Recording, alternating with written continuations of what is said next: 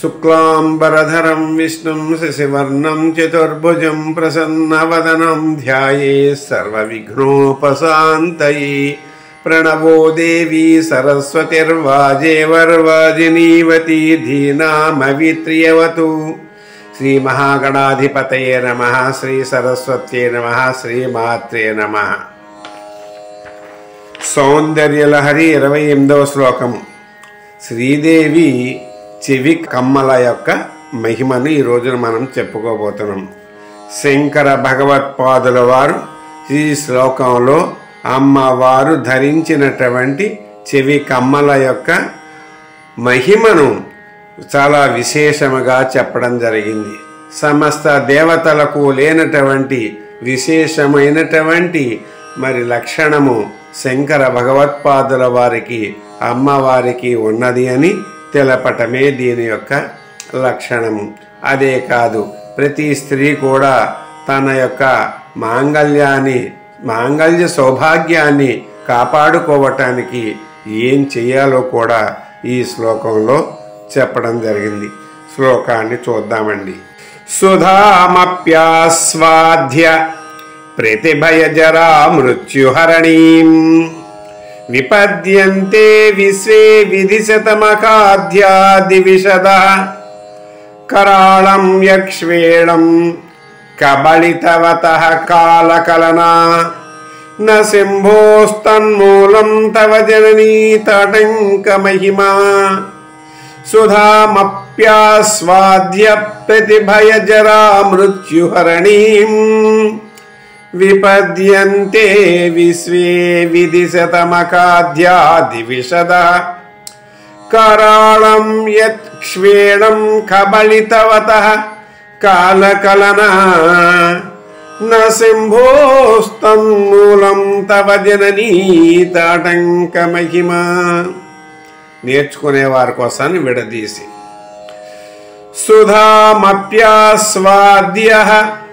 ప్రతిభయజరా మృత్యుహరణీం విపద్యంతే విశ్వే విధి శతమఖాద్యా దివిశదః కరాళం యక్ష్వేణం కబళితవతః కాలకలనా న సింభోః తన్మూలం తవ జననీ తాటంకమహిమా.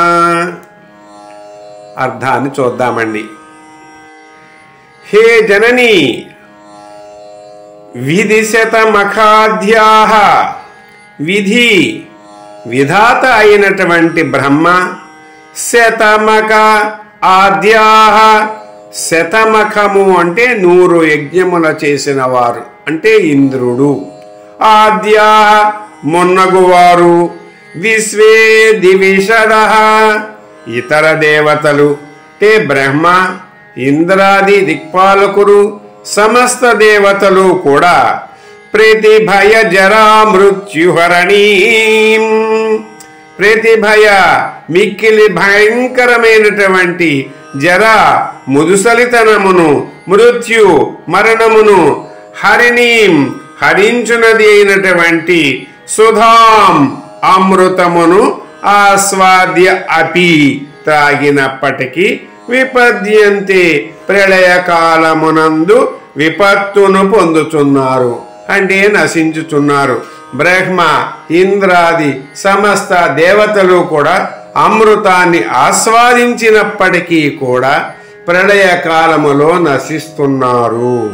కరాళం యక్ష్వేణం భయంకరమైనటువంటి కాలకూట విషమును, కబళితవతః స్వీకరించినటువంటి భక్షించిన, శంభోః పరమశివుడు శుభములను ఇచ్చేటువంటి వరదాయిని అయినటువంటి, కాత్యాయని భర్త అయినటువంటి శంకరులు కాలకలన కాలధర్మముననుసరించి ప్రళయకాలములో అందరు దేవతలు నశించినప్పటికీ వారి వలే కాకుండా నా మరణమును పొందుటలేదు.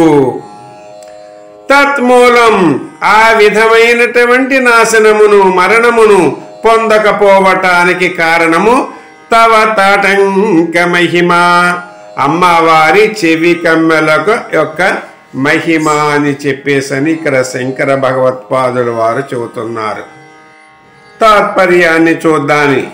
హే మాత, హే జనని, హే భవానీ, తల్లి భయాన్ని కలిగించే ముసలితనాన్ని, మరణాన్ని పోగొట్టేటటువంటి అమృతమును త్రాగి కూడా బ్రహ్మ, ఇంద్రాది దిక్పాలకులు, సమస్త దేవతలు కూడా ప్రళయకాలములో నశిస్తూ ఉన్నారు. అంటే కాలధర్మాన్ని చెందుతున్నారు, పొందుతున్నారు. మృత్యు రూపమైనటువంటి అత్యుగ్రమైనటువంటి కాలకూట విషమును స్వీకరించి కూడా పరమశివుడు ఆ మరణమును దేవతలు అందరూ పొందినటువంటి ఆ స్థితిని పొందలేదు. ప్రళయకాలములో కూడా కాలధర్మాన్ని పొందకుండా మృత్యుంజయుడుగా పరమశివుడు ఉన్నాడు. దానికి కారణము అమ్మవారు చెవులకు ఉన్నటువంటి తాటంకముల మహిమ అని శంకర భగవత్పాదుల వారు తెలియజేస్తూ ఉన్నారు. విశేషాంశములు. అమ్మవారు తమ చెవులకు తాటంకములుగా సూర్యచంద్రులను ధరించి ఉన్నారు.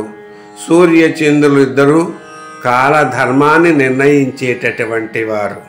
అటువంటి సూర్యచంద్రులు అమ్మవారికి తాటంకములుగా ఉండటము వలన కాలాన్ని, కాలచక్రాన్ని అమ్మవారు నియంత్రిస్తూ ఉన్నారు.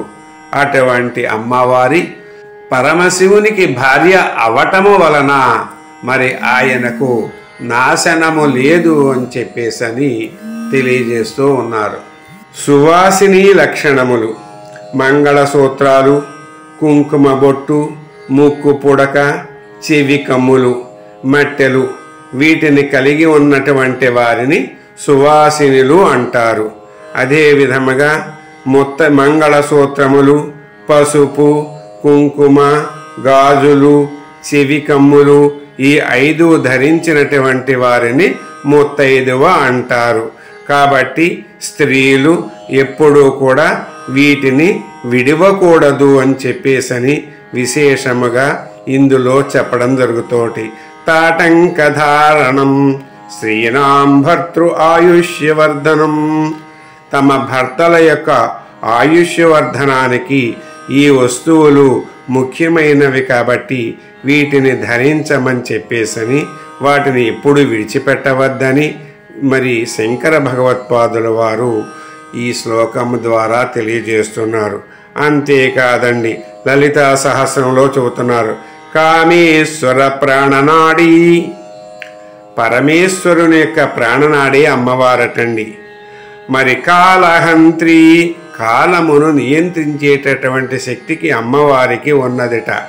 అటువంటి విశేషములు కలిగినటువంటి అమ్మవారిని ఈ శరన్నవరాత్రులలో 9 రోజులు కూడా పూజించండి, ఆరాధించండి, అర్చించండి. సౌభాగ్యాన్ని, మంగళ సౌభాగ్యాన్ని పొందండి అని చెప్పేసని అనుకుంటూ ఈ శ్లోకము చదవటము ద్వారా స్త్రీలు మరి దీర్ఘ సుమంగళిగా జీవిస్తారు, భర్తలకు అకాల మృత్యువు రాదు అని చెప్పేసని శంకర భగవత్పాద వారు తెలియజేస్తూ మంగళాశాసనము చేసుకుందాము. స్వస్తి.